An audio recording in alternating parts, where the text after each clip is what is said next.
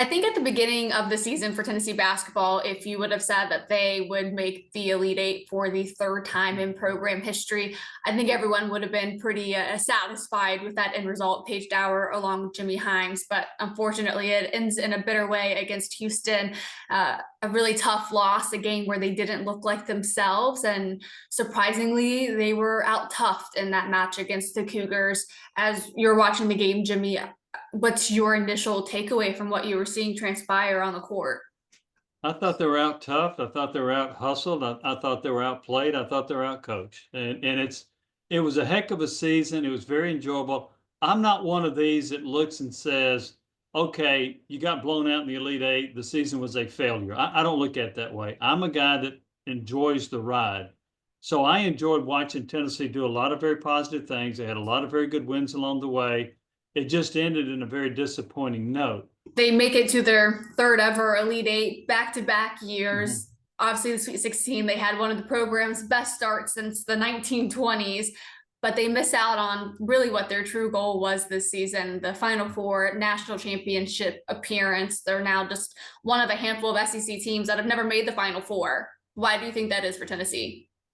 That's a really good question, because if you look at Tennessee's history, they've had some outstanding coaches. If you want to go back to Ray Mears, to Bruce Pearl, to Rick Barnes, they've had outstanding players. Whether you want to go back all the way to A.W. Davis in the 60s, Bernard King, Ernie Grunfeld in the 70s, Allen Houston, they've had tremendous players. More recently, you had Grant Williams, SEC Player of the Year, Dalton Gannett, SEC Player of the Year, Zakai Ziegler, all-time leader in assists and steals at Tennessee. So you've had a lot of outstanding players through these. And by the way, I shouldn't forget Tony White. He's one of the greats at Tennessee as well. But for whatever reason, they just haven't been able to make their mark in postseason. Now, the tournament, when Ray Mears was coaching, you had like 22 teams that made the field. Okay, so I kind of give him a little bit of a break. But when the field went to 64 in 1985 and then expanded beyond that, Tennessee's had opportunities, and they have typically, not always, but typically, they have lost to a team that had a worse seeding than they did. They have been the favorite and lost a lot of games along the way. I don't know why that is. I got to cheat a little bit. I can tell you that it's Missouri, Ole Miss, Vanderbilt, Texas A&M, and Tennessee are the only SEC teams out of the 16 that have never made a Final Four. And I think Florida's going to like their sixth Final Four. They've got a few things in their belt that you look at and say, man, they've done well here. They've done well here. They won SEC championships. They've had All-American players. But for whatever reason, they just cannot get over the hump when it comes to the NCAA tournament getting to the Final Four. I don't have a really good explanation.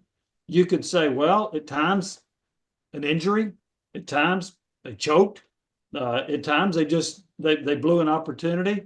I'm also wondering. I heard Zakai Ziegler make this comment when Tennessee won the College World Series in baseball. He said it wasn't just a win for the baseball team; it was a win for the city of Knoxville, right? Mm-hmm. And so were they also thinking we got to do this not just for ourselves and for Rick Barnes, for the city of Knoxville? Did that add a little bit more pressure? I don't know. That's all speculation. But Paige, it's really hard for me to pinpoint exactly why Tennessee has been unable to make it to Final Four, given the history they've had in basketball. I think there's a lot to be said for experience and the saying of act like you've been there before. I think when Mhm. you look at storied programs, I think after you make it the first time, it becomes a little easier and easier to make it the next time because you know you've been there. I mean, you hear it all the time in football. We see that with Josh Heupel, what he's been able to do, how much Tony Vitello's baseball team learned about themselves from that 2022 team that had all the makings to be a national championship team to what they did in 2024. So I think maybe now that there have been a lot of recent success, you know, the last 3 seasons with the Sweet 16, last 2 with the Elite Eight, does that now moving forward give them the experience to maybe not get tense, and when the stage is as big as it's been and the lights have never been brighter? I know it'll be a younger team, but do you think with the coaching staff or the players, this experience will pay dividends? Uh, to be honest with you, I sort of doubt it, and here's Mm, why. Because you got a new cast of players. Tennessee yeah. started 4 seniors.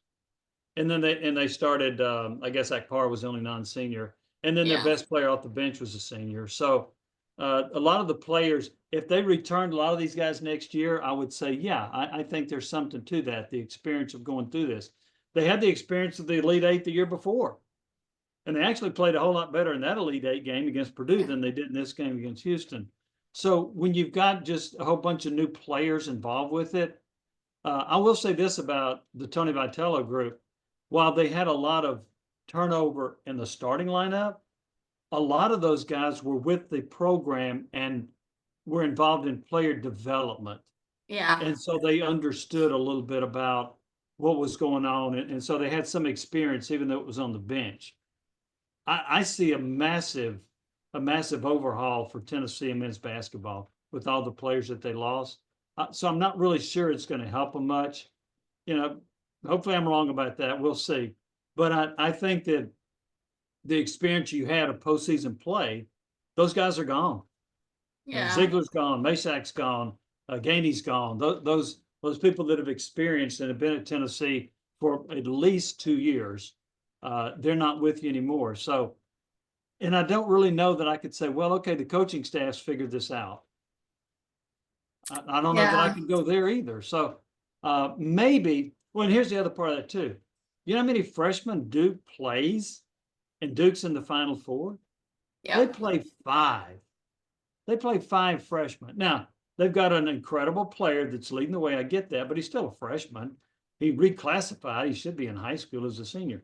Crazy. But Tennessee had enough veteran players on this team to where they should have performed better against Houston and should have made a better attempt in the Elite Eight game to get to a Final Four.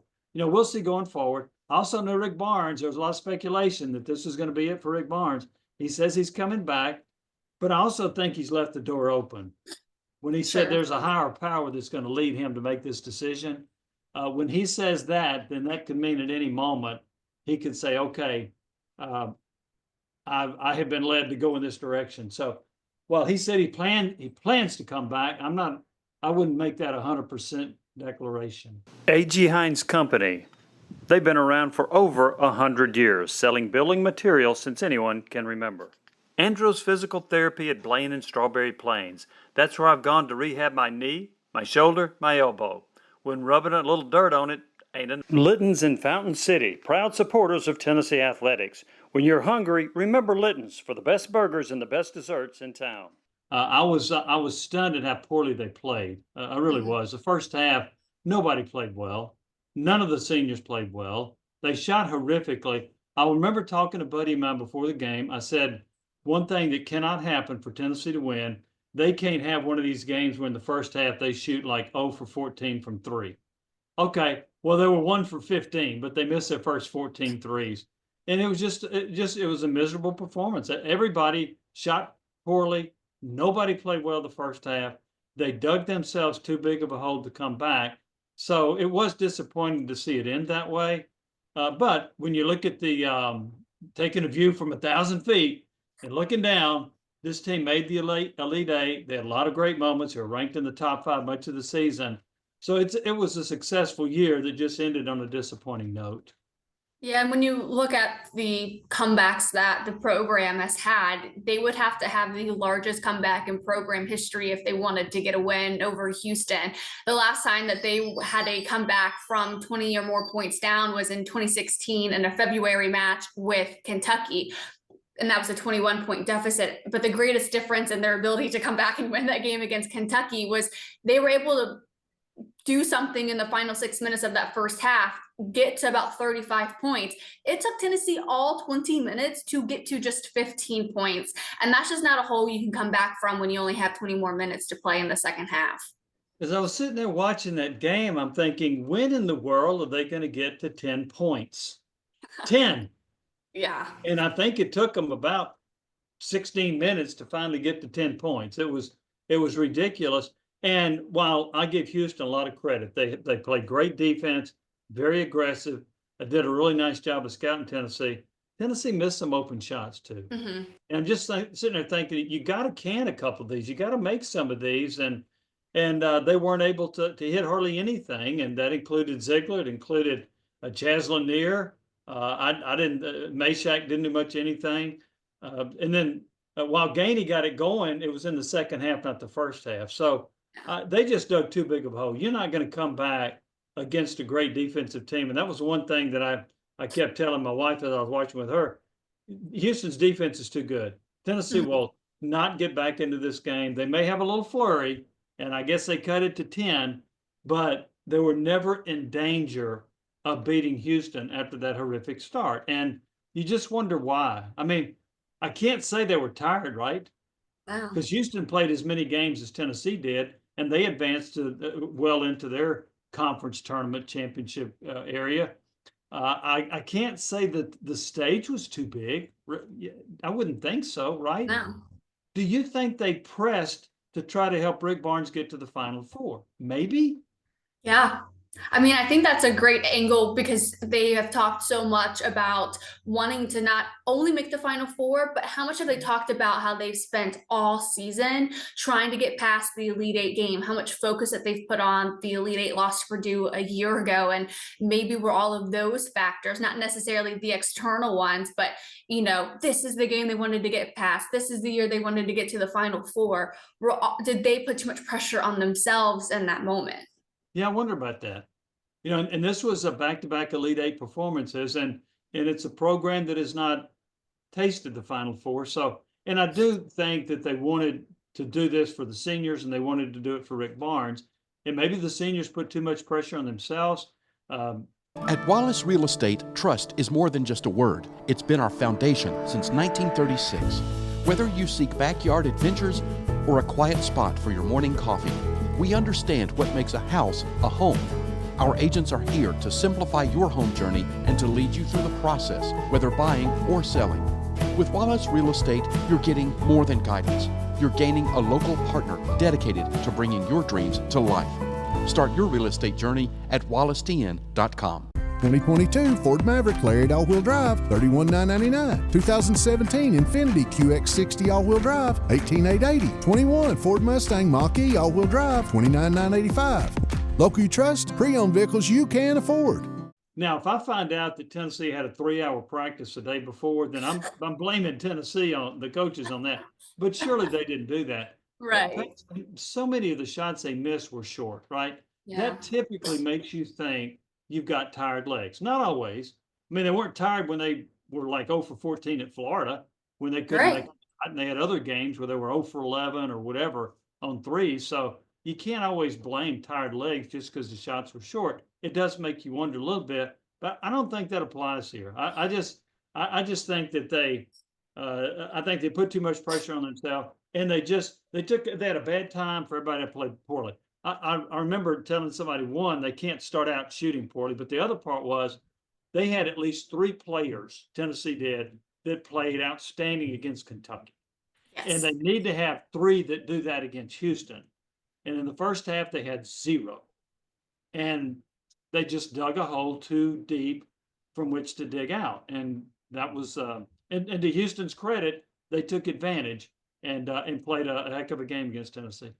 And I think that's a great point when you were talking about not having tired legs, because when you looked at the second half, for most of it, Tennessee was outscoring Houston in the second half. And that's partly why they were able to mount some type of comeback, try to bring it to a 10-point game. Yeah. They ended the half with the same scoring margin. I think it was 35-35. So I think that indicates that they weren't tired, but maybe they were just a little tense. And that's partly why after the game, Sakai Ziegler is apologizing to his head coach, Rick Barnes. He's like, I'm sorry. And he told me that part of that was because while you can't control whether the shots go in, he's like, I just wish I played better. And I think that's a sentiment the whole team really has.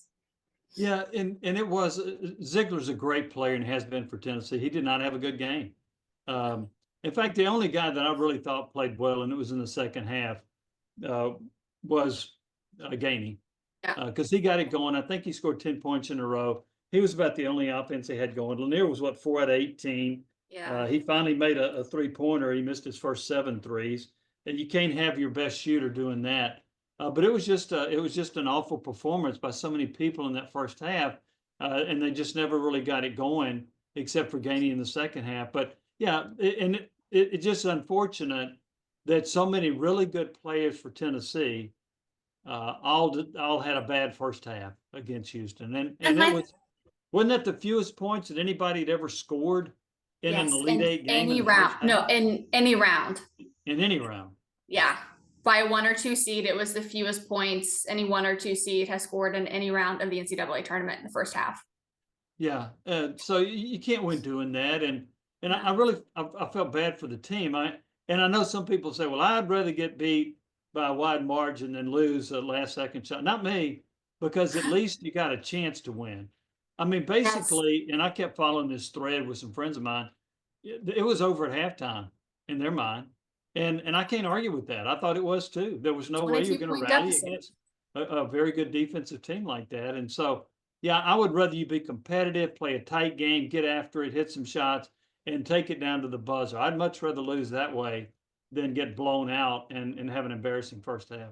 Well, yeah, because I think you think about the seniors and what I just said about Sakai Ziegler. At least if it is you lose on that buzzer beater or you lose by 1 or 2 possessions like the Lady Vols did in their Sweet 16 match, at least you know you can go out saying, hey, I played the best that I could. The other team just made a couple better plays than I did. Whereas this for Tennessee is just like, they're going to probably look back at this game and look at all of maybe the mistakes or mental lapse that they made or finding that there was a better shot somewhere else. I think what gets really demoralizing about this game is not only were they struggling on offense, but Houston made all of their tough shots. It felt like the amount of times that they sank a 3 over the hand of Felix Okpara or made a really tough layup, got blocks on Sakai Ziegler. I just think there were so many aspects of this game that just wore at you mentally. Well, you touched on this earlier, and even when Houston missed a shot in the first half, what happened? They got their own rebound. Yes. They killed Tennessee on the offensive boards in the first half. Not the second half, but they did in the first half when they pulled away. And it's like, where is Tennessee? Why are they not getting rebounds? Why are they not playing tighter on defense? Why are they not stopping this move or that? And then when they did make a little bit of a push there in the second half, Sharp became a sharpshooter. I think he made at least 3 threes in a row, maybe 4. But he hit some, those were some daggers when he kept nailing those shots, and he was open. Tennessee didn't do a very good job of defending him and making it difficult for him. And when he gets a comfortable, wide open look with his feet set, he's a deadly shooter. So it was just it was just a bad day at the office for Tennessee. And now we'll see how they regroup going forward. But it was a tough way to end what I thought was an outstanding year. And I think in that game, it highlighted maybe some of the issues that they've been dealing with all season. And it's the fact that they have no depth. Maybe in games like this, you can put in somebody else like a Jordan Gainey to give you some life, but they really didn't have those options. I mean, I know Darlin Stone Dubar's, triples that he'll have in the season often feels like a 10-point play because of, how few moments he gets like that. But I think in games like the Elite Eight and when you want a long run in the NCAA tournament, not having depth, I think can become the greatest Achilles heel. I think so. And so Gainey was the only person, in my opinion, Gainey became the only person off the bench that I could rely on every game. Cade Phillips had some moments. Dubar had some moments, but not consistently. And this was a team that lost J.P. Estrella at the start of the year to, I guess it was a broken bone in his foot. But so he was out. Like a fracture, Cameron Carr, December 23rd, decides he's going to leave the program. I thought he was a guy that could come off the bench and give him an offensive spark. Maybe not to the degree of Gainey, but I thought he was a guy that showed potential as a scorer. And whenever Tennessee would have these incredibly bad shooting first halves, there just wasn't hardly anybody else to go to. So I do think the lack of depth hurt this team in various times during the year, and certainly against Houston, and the lack of their ability to be a consistent shooting team. They just weren't. By the way, Houston, as good as they are on defense, they were among the nation's leaders in 3-point percentage. It's a pretty good shooting team that gets overlooked by a lot of people, but Tennessee was not in that realm. Now and then they'd have a really good shooting 3-point game, but for the most part, they were average or below average as a 3-point shooting team, and I think that caught up to them. It's important to make the right decisions, like when to go for it on 4th down, or when to kick the field goal or go for the touchdown. It's also important to make the right insurance decisions, too. That's why my office, Trey McAdams State Farm, is here to help you select the right protection at the right price. Our office will make sure you understand your State Farm coverages so you'll know what to expect when the unexpected happens. With Trey McAdams State Farm, it's easy to make the right call. When you want the real deal, like a good neighbor, State Farm is there. Proud sponsor of the Tennessee Vols. Yeah, certainly.